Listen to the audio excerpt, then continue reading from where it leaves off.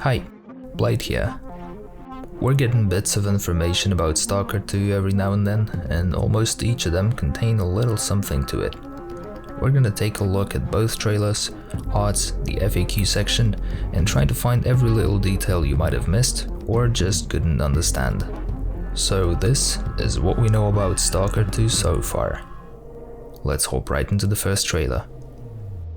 Alright, if you look close enough, there's a writing on the wall to the left and it says "We only live once." Also, this door appears in the second trailer, so apart from the place to put their logo on, there's a good chance this is an actual place we'll get to visit. Now we see the Ferris wheel in Pripyat. Nothing special here, except that one carriage is missing, unlike the original game. The red tunnel. It's filled with some boxes and stuff laying around on the floor, but what's more interesting is the background. There's no parallax going on, which makes me think that this tunnel leads to the room with glass chambers. Especially this thing sticking out looks like one. But we'll see that later in the video. Then there's this shot. Nothing too special about it. Looks like a showcase of an artifact with reflections and, of course, the dogs. So get your boomsticks ready.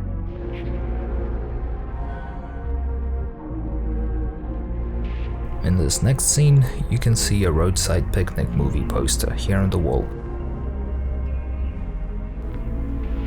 Next, we see the new anomaly here.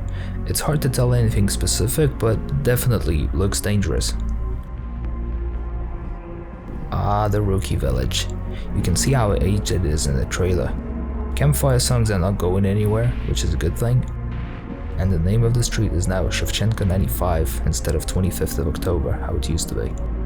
This could be a reference to recent decommunization that's been going on in Ukraine for the last couple of years, with streets, place names, and even a city renamed to exclude any Soviet heritage.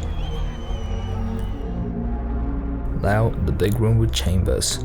There are so many little things here. Let's take a closer look, left to right. First we've got an unintelligible thing. Maybe a bear or a dwarf, a two-headed boy, the spiky blob from Pride, our main monster, and then some kind of spam. Now in a close-up shot there is even more. This writing here says yellow 11, some kind of serial number, and then the half of the word that means memory. This thing over here means of Ukraine, hinting that it's government owned. Also, you probably know it, but there is an extract from a poem of Taras Shevchenko, Katerina, that tells about a girl who fell in love with a Russian and then she's got a baby from him. Well, it's a tragic story in essence. But what's more interesting is that this verse is also mirrored, so that the only one inside the chamber can read it. So it must be there for the abomination. That writing below the service panel is almost unrecognizable. You can only make out half of the word TV set. There are two more words above it, but there are too few letters to make sense out of it. And finally there's this scene with the Stalker approaching Duga, the over-the-horizon radar. It has been teased quite a lot. I think it's safe to say Duga is going to be the late game location or a major plot driver. But what's more interesting is this little indicator on the backpack. It reads 23/2. If this is an indicator if air filtering units should we expect a third-person view? Or is something waiting for us on the 23rd of February? Only time will tell. Now, let's move on to the next trailer that has been teased on the 31st of December.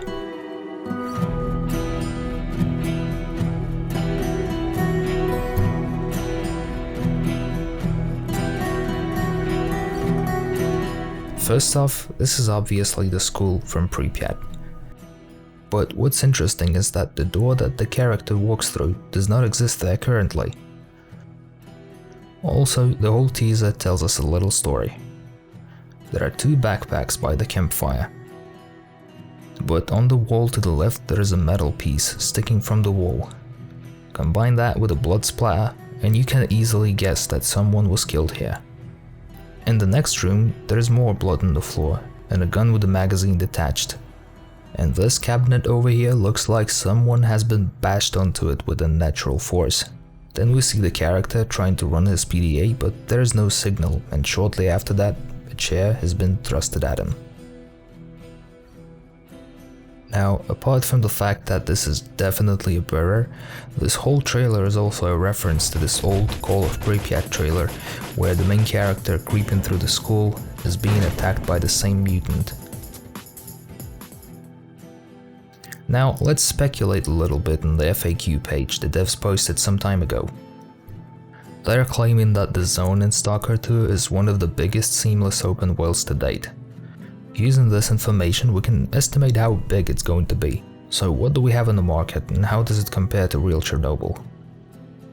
We've got the original map, Skyrim 15 square miles, Red Dead Redemption 29 square miles, The Witcher 3 84 square miles, True Crime Streets of LA 240 square miles, Just Cause 3 400 square miles, and Final Fantasy 15 700 square miles.